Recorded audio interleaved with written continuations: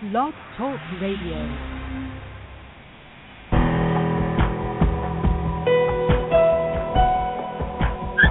Welcome to our program on Kardec Radio. And now, here's our host, Dr. Vanessa Anceloni. Welcome, dear listener, to Kardec Radio. Today we are here to talk about the most important practice in Spiritism, rescue work. And or this obsession too. We're going to discuss both. If they are not the same, I don't know. We're going to discuss, and you also can participate. Writing to us live at the Blog Talk Radio chat room, or sending us an email at kardecradio.com. We have a contact form, and even if you listen to this on demand, it's worthwhile contacting us and sharing your thoughts, comments, or cases as well. Why not? Questions as well. But we're not going to do it by ourselves. We are here with Pat Jennings. He has been a Spiritist for quite a while. He is one of the founders of the Spiritist group of New York with Jussara and John Korngold and others.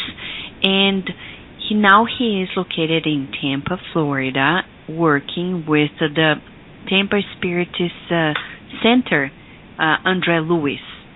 And he's here with us to discuss the beautiful topic and most important of rescue work. Before I open the line to talk to Pat Jennings about it, I would like to share with a few news. One, would you like to collaborate with the publishing of one of Emmanuel's books psychographed by Chico Xavier? The book Money is about to be released by the United States Spiritist Council, but it needs a beautiful cover. Design the cover and send it to us at kardecradio@gmail.com. The winning cover will be on the very book. This campaign ends on February 28th of this year. So you have 4 weeks to design it and send it to us as soon as possible. Participate and help millions of people around the world.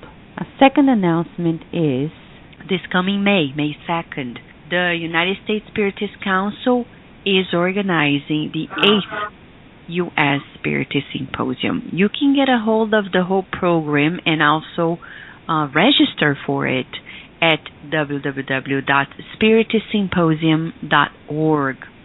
Also, this coming March, the Spiritist Federation of Florida is actually putting together another beautiful event. It's their 5th Spiritist Conference, and they are dedicating to the theme of healing in the Spiritist view. They are bringing international speakers such as Divaldo Franco, Haroldo Dutra Dias, and other speakers from the United States, one local, Susana Simões, and Daniel Assisi from California. It's worthwhile registering. The registration is very reasonable, and not only that, but it's an opportunity also for you to get to know more about the Spiritist movement that is happening elsewhere and getting to know more information about what you're going to talk. Right now, I would like to kickstart the program by listening to the following message. We hope this sets the tone of the program. And don't forget, this year we're celebrating 150 years of the book Heaven and Hell by Allan Kardec.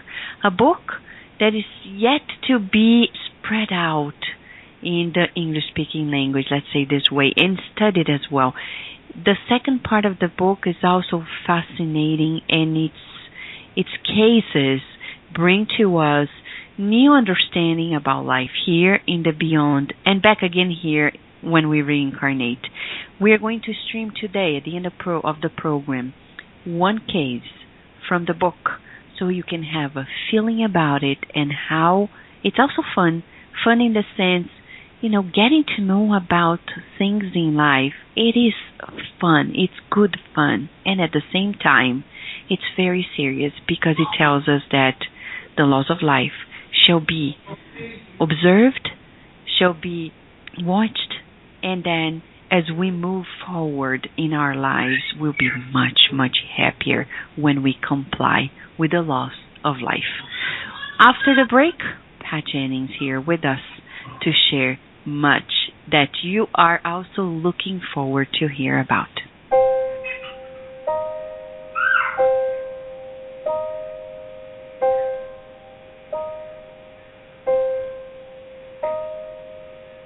Defense Against Obsession. Brother X, Spirit, Chico Javier, Medium.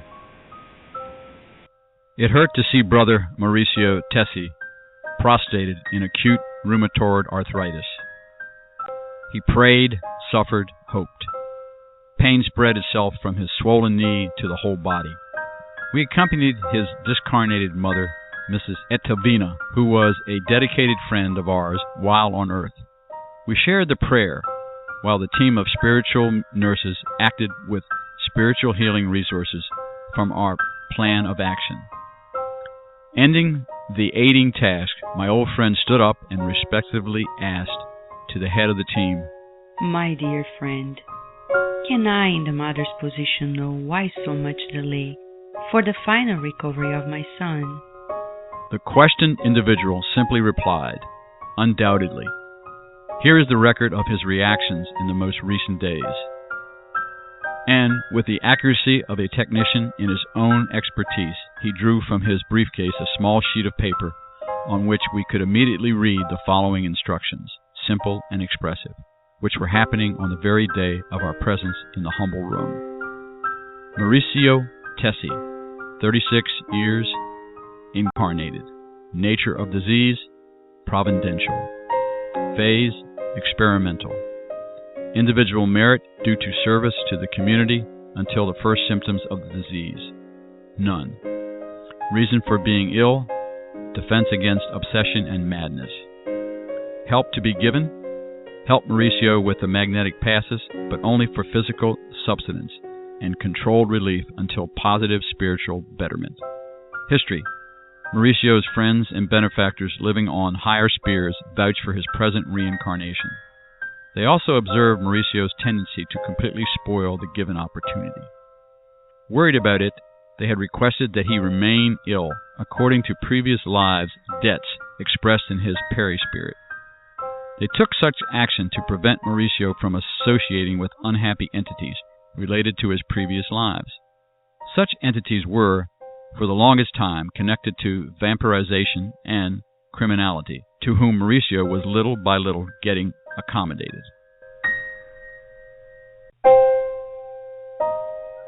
Observations from January 4th to the 29th, 1967. Date. Physical condition and spiritual condition. Day 4. Crisis. Faith, prayer, humility. Day 5. Better, tranquility, and stubbornness. Day 6. Greater improvement. Shady thoughts, obsessors nearby.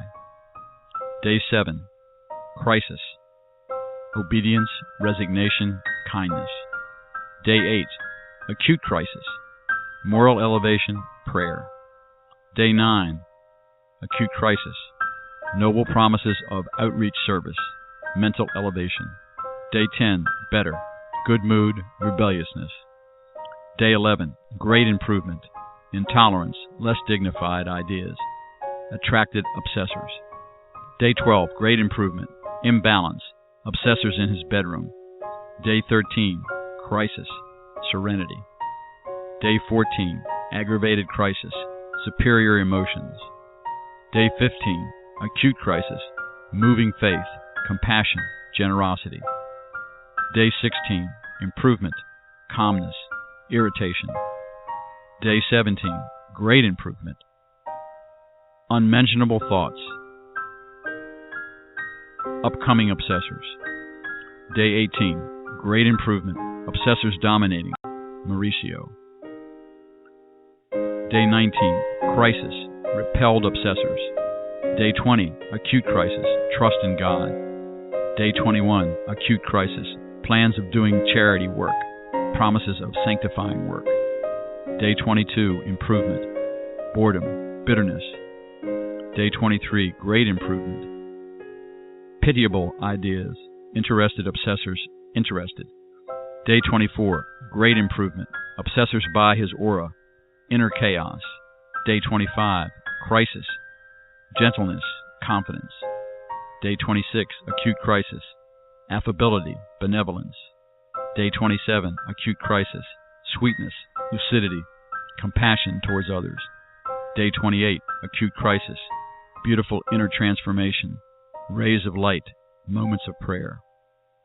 Sister Etelvina returned her son's chart between quiet and sad, thanking the devoted cooperator. Thank you, friend. Mauricio is my son. However, both he and I, as much as you, we're children of God, and the law of the Lord was created for the good of us all. Soon after, the aiding team dispersed. For a long time, I still remained alongside the sick, trying to meditate on my own needs and take the lesson in.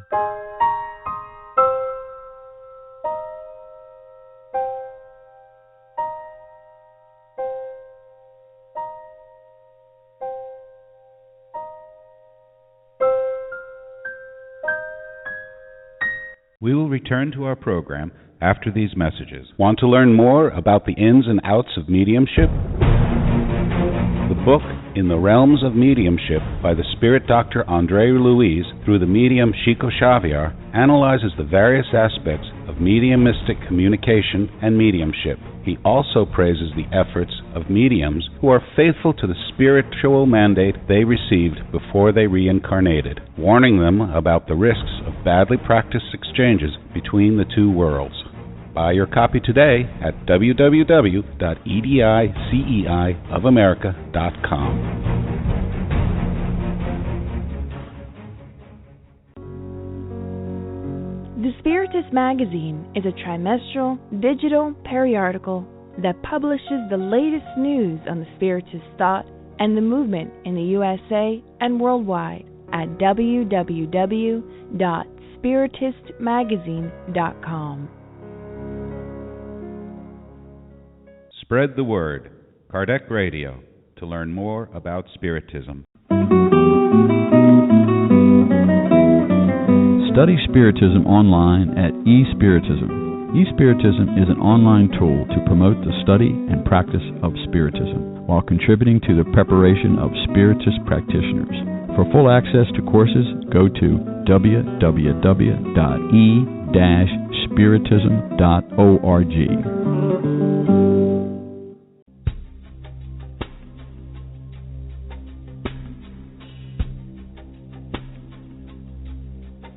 If you missed out on any previous shows, no worries. We have an on-demand section of all previous shows and interviews. Go to our website at www.kardecradio.com. Emmanuel's Novels. The reputable mentor, Emmanuel, wrote a 5-book series of Spiritist novels that can truly transform your life. Starting with 2,000 Years Ago, Emmanuel delights our minds with the true account of characters that are so similar to each of us.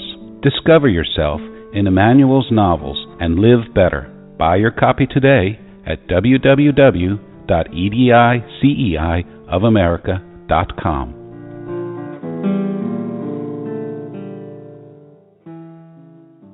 And now we return to our program. We're back, dear listener, and we know you're going to enjoy very much this program as well. We're going to discuss about one of the most complex and deep practice in Spiritism. It's rescue work. We can also discuss here about these obsession meetings as well. And Pat Jennings is here from Tampa, Florida, to discuss about the ins and outs of it. Thank you so much, Pat, for being with us. Or may I say Patrick. It's such a beautiful name. Patrick, for being here with us today at Kardec Radio. Well, thank you, Vanessa. I'm delighted to be here. You know, Patrick, I am very delighted we're having this conversation because I realize that in the United States, you are And I say this not to praise out of just praising, but really acknowledging that your experience and your knowledge makes you like one of the few American Spiritists. Can you tell us how you became acquainted with Spiritism, please? Yes. In 1998, I was introduced to Spiritism. I was at a low point of my life, personally, financially, and frankly, I like to describe it as having become morally bankrupt.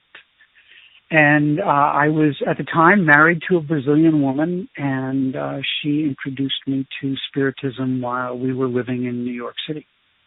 Oh, right. So you were in New York, and then you started going to meetings to specific... Yes, and through that met Jusara and Joam Korngold and all the folks who put together the Spiritist group of New York, which it ultimately became known as. Mm-hmm. And then spent a couple of years there and became exposed to active or ostensive mediumship with that group right after 9/11 in New York City. And our group sort of coalesced and became active right at that point in time.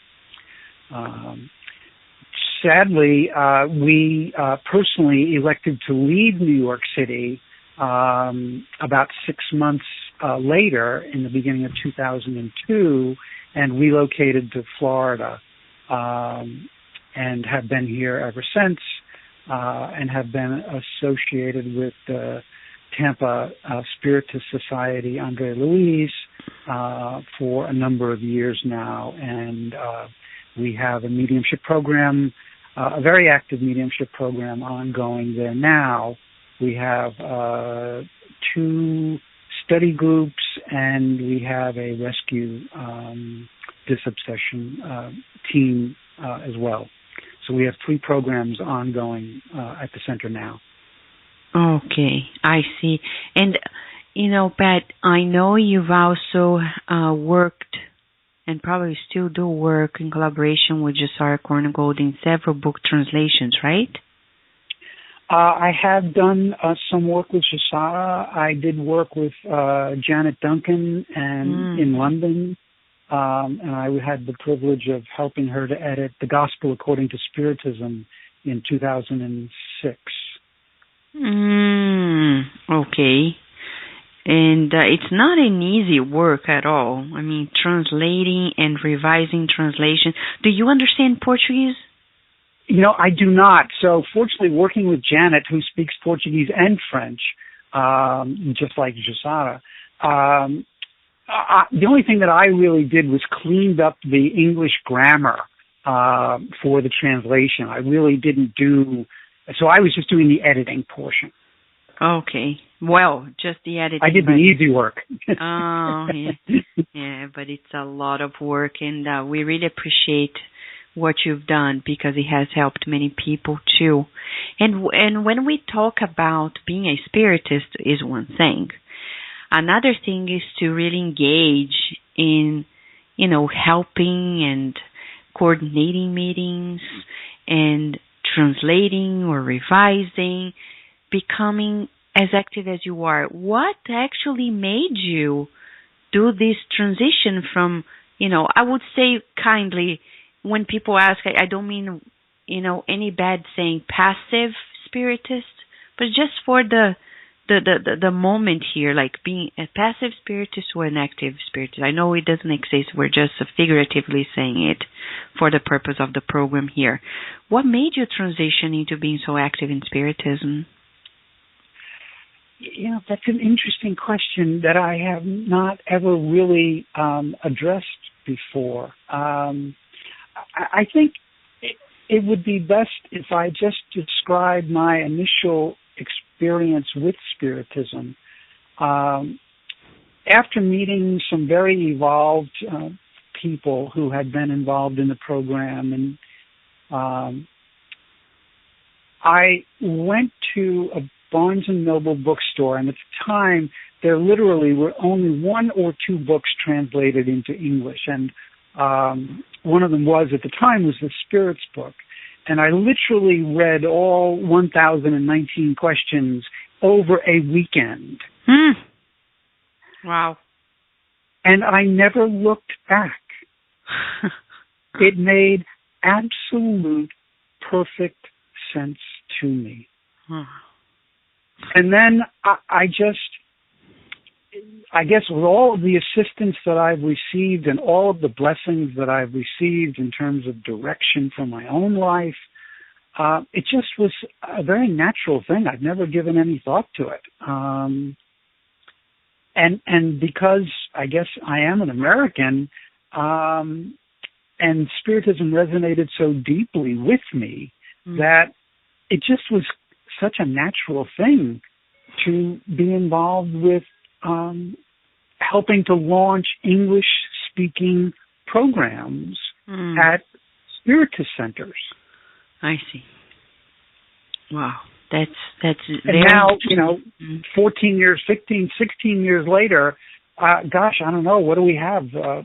11 of the 16 Andre Luis books are in English. Yes. There's probably more than 35 books in English between all of the well-known authors. And, we have a lot of material now that really helps the English-speaking people to really understand the depths of this wonderful doctrine we've been granted. Yes, you're right. Remember, we almost simultaneously began the work in Baltimore while the SGNY was working too, and I can tell, you remember, we had almost nothing at the beginning. Almost nothing, right? We had the Spirits book, which was translations from, Anna Blackwell, and also Anna Blackwell, right? Exactly, and from another publisher in the U.S., and then the Gospel from Janet at the time, right? Yes. And then Yes. it was only after that we started having all the other books. It actually took many years later. The Spirits book by Feb and Odyssey of America came out in 2007. So yes, we're talking about many years working without many of these books. But thank God we persisted, and you are here and you're continuing to work. Please, go ahead. No, I was just going to say that we're just so fortunate now to have so much information available and so many publishers and so much assistance. Yes, you're right. But, Pat, I know sometimes it's controversial, but just about, many people contact us at Kardec Radio, and they're saying, I just found out that Kardec Radio exists and that Spiritism exists in English, and I wasn't aware, and then they keep asking this question, why is it not more well spread out in the English-speaking language? What would you say to them? Oh, I get asked that question often. Inevitably. And yes, inevitably. And but mostly by Brazilians. Because it's so popular in Brazil and they don't understand why it's not so popular here. Yes. And I have, reflected on that quite a bit over the last 15 or 16 years. And there are a couple of things that contribute to that, I believe. And the first of which is Spiritism isn't something that we can promote via missionary activities. Mm-hmm. If someone is not ready, if their journey hasn't put them in a place to be open to the concepts of Spiritism, then none of us will have the ability to effect a change in these individuals. So what does that mean? That means that people have to be at some sort of a crisis or a crossroad in their life where their current belief systems are not supporting them sufficiently. And they are in a process of searching. Or maybe they don't even know that they're searching. But it's at that moment where they might be open and receptive to something that's different. The second aspect is because Americans have been brought up, generally speaking, in institutional religious organizations. It's really a cultural thing for them. Mm-hmm. And Spiritism is so diametrically opposed to institutionalism, mm-hmm. not the religious aspect itself, but the institutionalism. Mm-hmm. That's another sort of stumbling block or roadblock in my sort of observation. Because some people really, they need it, right? They feel they need it. Yes. Mm-hmm. Yeah, absolutely. Mm-hmm. Absolutely. Mm-hmm. And also, it's sort of, because it's a cultural thing, it's for them to abandon their belief systems as difficult as it is. It's almost as if they're turning their back on their nuclear family. Mm-hmm. And for many, that's also something very different. They grew up in an environment where their families went to church every Sunday and they did all the rituals or whatever was called for. And it's very difficult for people to break that sort of psychological, emotional chain. Yes.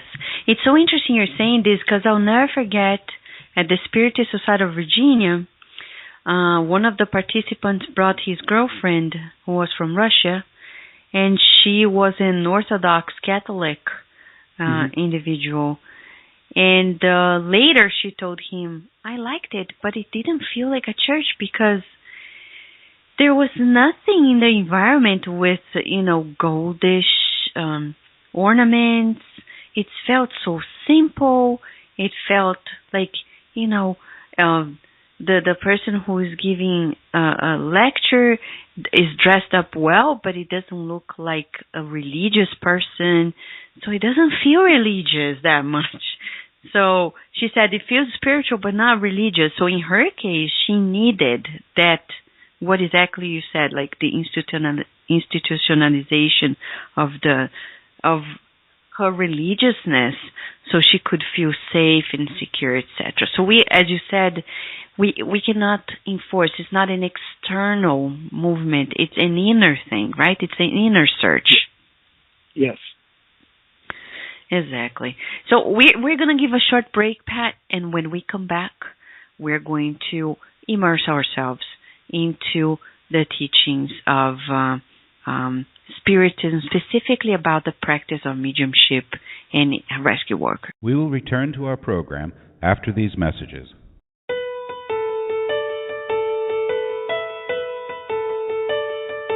New release, Liberation.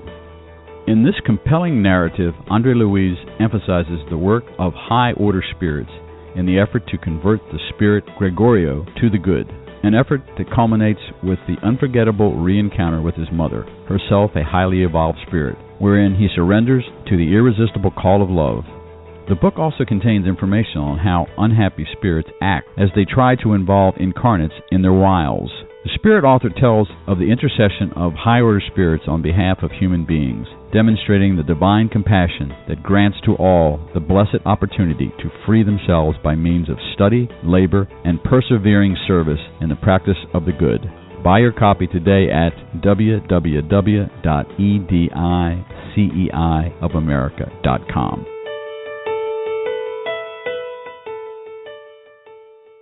Spread the word. Kardec Radio, to learn more about Spiritism.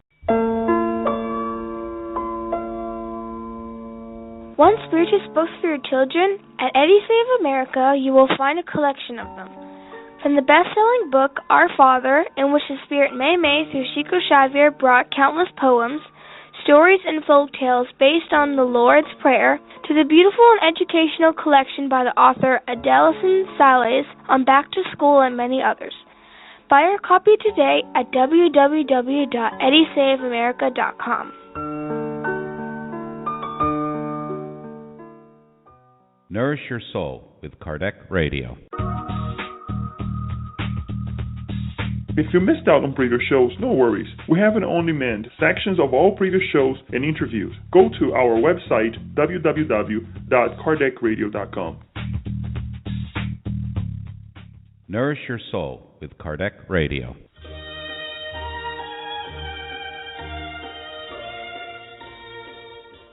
Spiritism for Everyone is the live web study meeting and educational program of the United States Spiritist Council. This year, in commemoration of the 150th anniversary of the Gospel according to Spiritism, the Spiritism for Everyone program will present an in-depth study of this remarkable book. Join us every Wednesday evening through the web from any computer or mobile device, no matter where you are in the U.S. Spiritism for Everyone is free, open to all, and requires no registration. For more information, go to www.spiritist.us.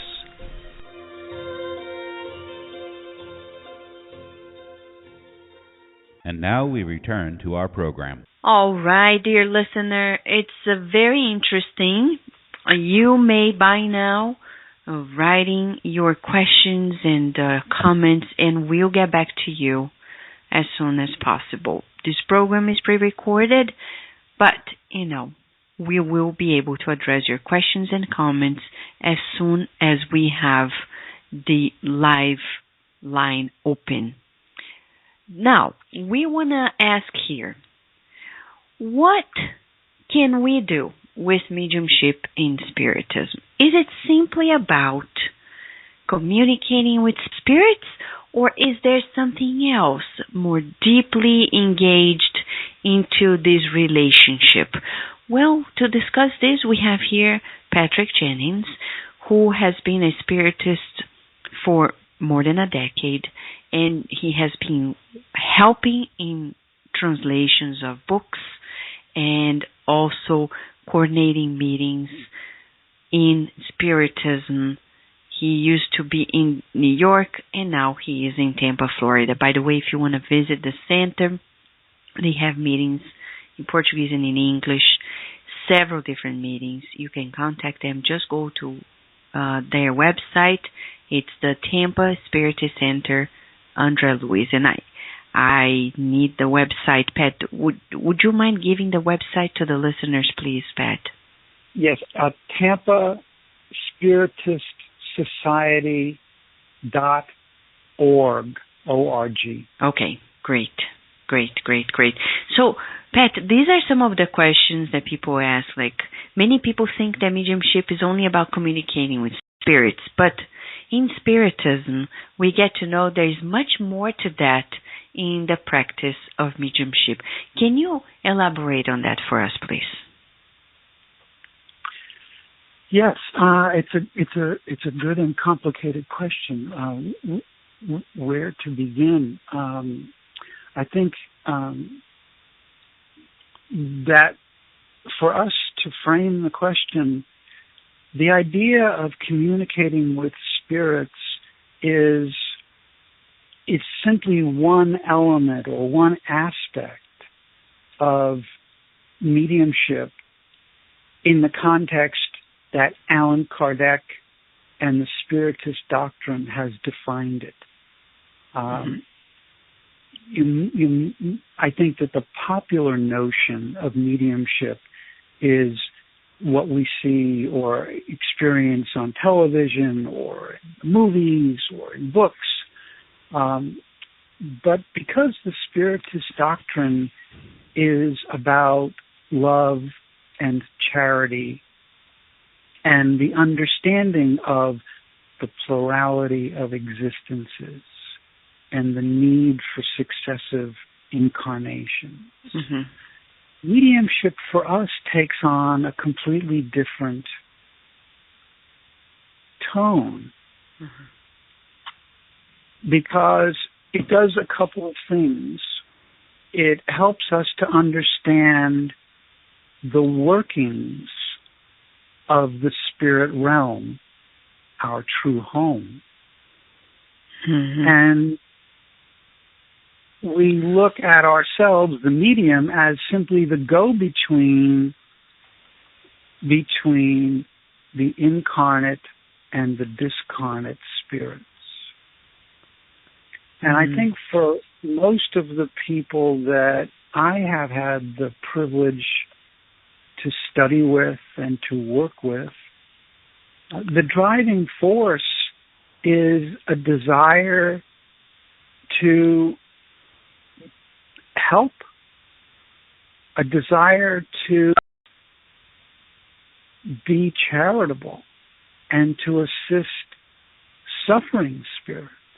And in the process, to help ourselves to understand firsthand the things that we read about in books like Heaven and Hell or Liberation or Memories of a Suicide, where they describe these circumstances and situations. But when you have a first-hand encounter with a suffering spirit, it really does change everything. And I've seen that with mediums. Life-changing. Quite interesting. And I agree with you. I remember Spiritist physician in Brazil, Alexander Moreira, telling about a research they did with mediums, and Spiritist mediums, and people who were not Spiritists, who were not mediums, and who were mediums but were not Spiritists as well. And the evidence, the scientific findings point to the direction that when you are very disciplined and work on the practice of mediumship under the framework of Spiritism, you are mentally healthier than even a person who doesn't have any mental issues but is not engaged in the practice of mediumship. So it's quite fascinating, the research they've done, and it tells us how much the quality of life can really be changed by the healthy practice of mediumship. But when we talk about the practice, Pat, I know there are people, for example, in the United States and in majority of the countries, when they talk about practicing mediumship, it's more an individual pathway than a practice in a group like we do in Spiritism. And I think that really is a big difference and really makes an impact on the productivity of the practice and also the safety of it. What do you think about it? That's a really important point, Vanessa. The point that you made earlier about the mental health and the sort of the psychological balance, that I believe is achieved through the group work via the assistance and the support of the spiritual benefactors or mentors who work with each of these groups. And we know that, through the healing passes and the fluidified water, that there is a certain equilibrium that is restored and a balancing. So, yes, I think it is a really unacknowledged aspect of the work. And to your point about safety, we have published just a very simple list of recommended books to read for mediums as part of our mediumship study program. And one of the books is Guidelines for Safety. Yes, yes. Which is an excellent book. And that's Raul Teixeira and Geraldo Franco? Yes. And we really do try to stress with all of those who are studying with a view towards moving into an active or ostensive mediumship role, that they really must, as you said earlier, be dedicated, be committed to the process. And part of that is taking on the responsibility to learn. And it's so fundamental, but it's something that so many people shy away from. And the more we read, the more we know, the better we are, the stronger we are. And so we really place this very strong emphasis on the fact that mediumship should only be practiced in the safe confines of a spiritist center, and then only within the confines of a mediumship meeting. So studying becomes of the essence for a productive, safe mediumship, right? It is essential, in my opinion. You can't do it without study. You have to study. You have to read. You have to be constantly learning. Yes. And I think that one of the side benefits of that is that while we acquire that knowledge of the spirit world and the inner workings of more evolved spirits and the abilities that they have and the capacities that they have, it's inspiring. It helps us to motivate ourselves, to want to become better, to want to overcome our inferiorities, to work on our inner reform. And to me, it's just something that helps to sustain ourselves during this earthly incarnation. But we know, Patrick, that in spiritist centers in general, since there are different types of mediumistic work, there are those that are to prescribe. For example, in Brazil, they have centers in which physicians who are mediums, pharmacists who are mediums, they gather together in a mediumistic meeting to be used by the spirit doctors to prescribe homeopathic remedies, etc., for spiritual treatments, etc. Now, we know there are different types and levels of mediumistic work. Would you please tell us a little bit about the different facets of different types of mediumistic work, please? The work that you described is something here in the United States that we can only hope and dream about someday in the future. The Spiritist movement here is so, we're taking baby steps, and if the Spiritist movement here is like 30 years old and mediumship practice is less than a decade, as opposed to Brazil, which it's more than 100 years it's been enforced and being practiced. So they've got a big jump ahead of us. In terms of the modest work that we're able to do here, I think that there really are two things that we focus on. And when we use the word or the term rescue work, the groups that I have been exposed to and have worked with, that means where mediums will receive a communication from a discarnate spirit that have been brought to the meetings by superior spirits, where it's an adjustment, where they're describing their situation. Many of them have no real perspective on what their situation is. Many of them don't really understand that they are discarnate. And so the little that we're able to provide to them is compassion, is some sympathetic voices, brothers and sisters who simply are there to try to help them, to point them in a direction where they will be assisted by, good spirits and taken to, halfway houses or places like Nosolar or Casa Transitoria for further assistance and rehabilitation.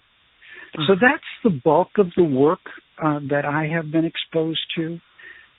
The next level of work, again, in my opinion, after a group has been together and has really coalesced and has become stable, and as the mediums become stronger in their ability, then the ultimate work would be to get involved with this obsession, where there are a relationship between an incarnate and a discarnate spirit, and to try and facilitate,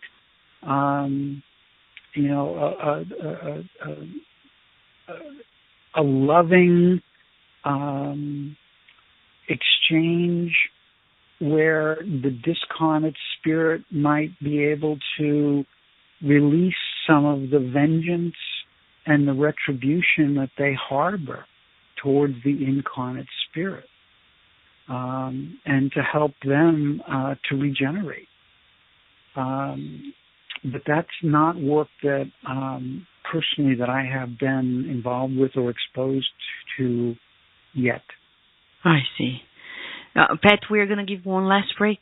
When we come back, we have several questions regarding rescue word versus obsession and specifics of this type of meeting, okay? We will return to our program after these messages.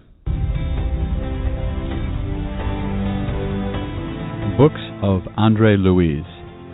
Through the hands of the most prolific medium of all times, Chico Javier, the spirit doctor Andre Luis wrote a series of books that unveil the mechanisms of life and life after life. From the best-selling novel No Solar, Our Home, to And Life Goes On, the reader will find illumination for a fulfilled life on Earth as well as immortal happiness.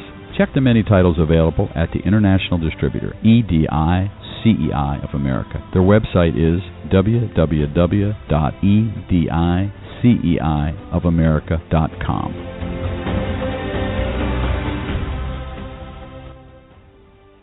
Spread the word. Kardec Radio, to learn more about Spiritism. Spiritist Network, your gateway to on-demand Spiritist videos. www.spiritistnetwork.com.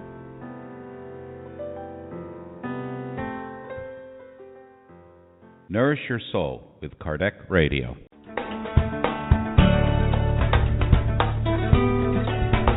Traveling to another country? Immigrating elsewhere? Prepare yourself by reading the book Among Brothers of Other Lands, in which several loving and wise spirits wrote through the hands of Chico Xavier and Waldo Vieira, telling all of us the tips and hints of a successful transition to a new land. Buy your copy today at www.ediceiofamerica.com.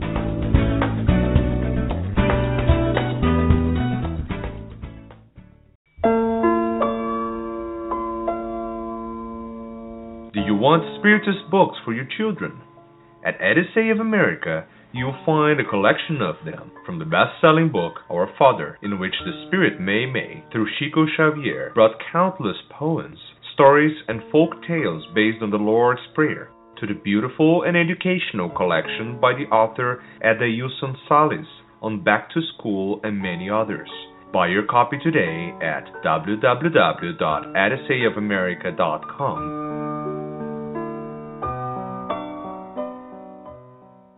And now we return to our program. Now, dear listener, it's the ultimate question.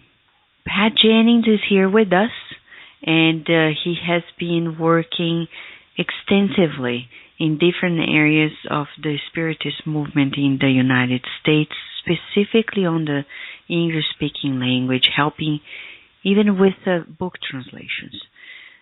Pat, we were talking about rescue work as one of the most complex forms of mediumistic practice. Now, in your opinion, since we're still developing the Spiritist vocabulary in the English language, what is the difference between rescue work and disobsession? The rescue work is focused on a suffering spirit, a lost spirit, who is simply looking for information, who is simply looking for information. These are spirits that in the Spiritist language, these would be spirits who are in a state of eroticity. And many of them have recently discarnated, and so they're still in that fog or that cloud, and they have little understanding of what their situation is. Some of the spirits are aware of their situation and have been suffering. Much like the situation where André Luis in No Solar describes leaving the umbral before going to No Solar. So that would be another situation where we would receive spirits who are in that transition. Distinction then for disobsession is where a suffering spirit is attached or tormenting an incarnate spirit. So this is beyond fascination. This is beyond subjugation. Disobsession is where a discarnate spirit is interfering with the life of an incarnate spirit. That's my understanding. I understand what you're saying. Actually, for example, in Brazil, we use the word like trabalho de resgate, the expression, to specify what it is. And this obsession really becomes a very intense meeting because of the nature of the spirits, in the sense they are obsessors and they also need to be rescued, but it's a different type. It's as if you have specialties, right? Yes, of work. Exactly. The word you used, that operative phrase, intense. Yeah. The work of disobsession is so intense. Very intense. And ongoing, whereas the spirits that are typically brought to a rescue meeting, we rarely do we see the same spirit on multiple occasions. Whereas in disobsession, that work can go on for some period of time, with or without the incarnate's presence. Yes, exactly.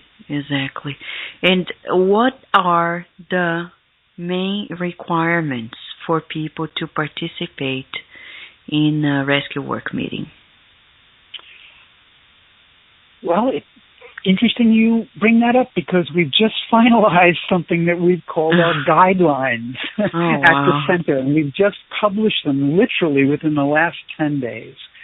And so we've developed the concept that there are we start with basic spiritism, and the program would take between 18 and 24 months of study of both the Gospel and the Spirit's book. When that's completed, then the individuals are eligible to enroll in the Mediumship Introduction Study Program.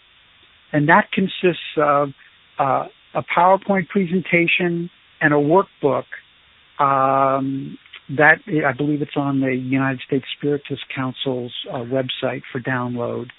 That program takes about 9 months to a year to complete. And then we begin study of the Medium's book, cover to cover, which again takes about 18 months to 2 years. Yeah. When that is completed, then an individual can move into a mediumship study program where some portion of the meeting is set aside to practice receiving messages. Yeah.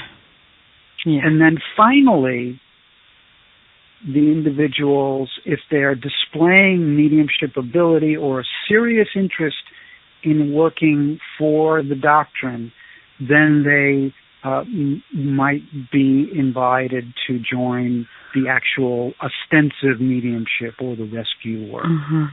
Yeah, the requirements are serious and people really need to observe them. Otherwise, they are going to either incur in mistakes that could have been avoided or risks. Can you tell us about no, I'm just going to use Kardec's word, dangers of danger. Yes, the possible dangers that people are going to encounter in such type of work or practice. One of the things that the medium's book, the gospel, the spirit's book, all of the literature points to is safe mediumship. And what we're hoping to achieve by asking people to go through all of this rigorous study and understanding is, what are the dangers? Well, the dangers simply are of misusing the mediumship. As mediums, we're sort of like a radio station that broadcasts a signal. And we're also like a receiver that receives that signal. And if we don't know how to control our mediumship, that can leave us open to attracting unwanted spirits. It's the same as being in a mediumship meeting, and the requirement for everyone is that every medium must be in control. The spirits who communicate are not in control. We need to be able to be safe. And I think that that's something that's very difficult for people to understand, because they don't understand how insidious subjugation, fascination really are, and what the real downside is of an obsession. Exactly. And that's very serious. And the Medium's book is the first and best reference for that, right? It is the first and best. Chico Xavier and André Luiz in the domain of mediumship is an outstanding book. Liberation is an excellent book by Chico Xavier. As we mentioned earlier, Guidelines for Safety, Richard Simonetti's book on mediumship. There are a couple of others that are really essential outside reading to help every medium. I see. So you talked about some books, but I also got to know that you have made reflection about rescue work a more public opportunity, because you created almost like a forum in Facebook. there's a page for it. Can you tell us about this, the purpose, and how the listener can get a hold of it so they can also learn, exchange, etc.? Oh, thanks for bringing that up. We have just, since social media is so popular, and so many of us use it personally and for business, and many Spiritist centers now have their own Facebook pages as well to communicate with their members. We thought that it might be an interesting experiment to put together a Facebook page for those workers who are involved with rescue teams and rescue work. So the objective and the purpose of this was to create a forum, a place where people can exchange ideas and information, pose questions, and hopefully get answers, and create a dialogue or discussion with others around the country and around the world. It had simply occurred to me that our mediumship groups, our centers, for one thing, are somewhat isolated to begin with. We have federations and we have national organizations, but by and large, we are independent. But there's nothing like the Tri-State Spiritist Federation or the Florida Federation or the United States Spiritist Council. There is not a resource just for mediums. And this work is so difficult and it's so complicated. And we don't know the answers to all the questions, despite the extraordinary support all of our groups receive from the spiritual benefactors. And so this was simply a way, as a test, as an experiment, to see if this could provide additional resources for groups and for individuals involved in this work. And so that's it. The name of the the name of the Facebook page is Spiritist Rescue Workers. And it is a closed group, meaning people who are not a member cannot see the postings, but they can see the page and they can request becoming a member. Mm-hmm. Mm-hmm. So we'd be happy to consider all folks who are involved in the work to join the Facebook page. Wow, that's wonderful. And I know there is a lot for you to share with us. And again, Patrick, we extend to you the invitation to more frequently teach and share the teachings about it, the rescue work specifically, with the listeners. We'll talk more about this right now as we're marching towards the end of our conversation here. I know listeners are still asking questions, and we'll be happy to forward your questions to Patrick Jennings. Don't worry, if you're listening to this on demand, we'll forward your questions to him as well. Patrick, what would you like to share with a listener who is out there right now and is observing that his or her mediumship is not well balanced and they don't have a group, a spiritist group nearby? What should they do, please? Oh, that's a wonderful question. I think that in the immediate short term that they should immerse themselves in reading and study. And then the second thing would be to try and find other centers in their area, if possible, that may be involved in this work. But I think that the essential thing is to remind the listeners that they are in control of their mediumship and that they really ought not to be engaging in mediumship activities outside of the protection of a spiritist center. Wonderful. Patrick, we thank you again and again for your presence at Kardec Radio today and for sharing the teachings and your enthusiasm.